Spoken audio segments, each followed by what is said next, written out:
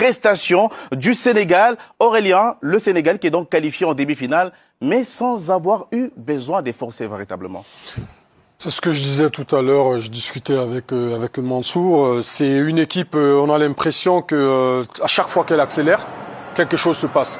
Moi, ça reste mon favori de la compétition. On l'a vu aujourd'hui contre le Mali, même si le Mali était à 10. C'est une équipe qui ne concède pas beaucoup d'occasions.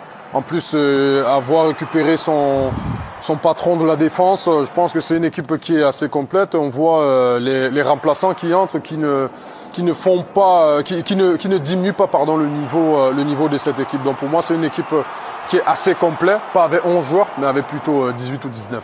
Il n'y a qu'un 0, Samuel, mais le score aurait pu être lourd en faveur du Sénégal.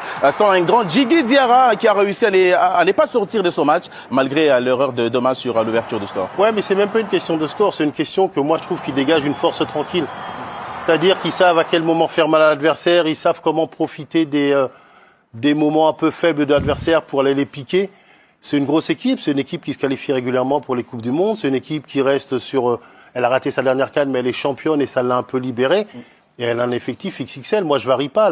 Les deux meilleurs effectifs de cette CAN, c'est le Maroc et le Sénégal. Je ne sais pas s'ils gagneront la CAN, mais le Sénégal est à la hauteur de son rang. C'est-à-dire qu'elle a une tranquillité, une base de jeu, une base collective.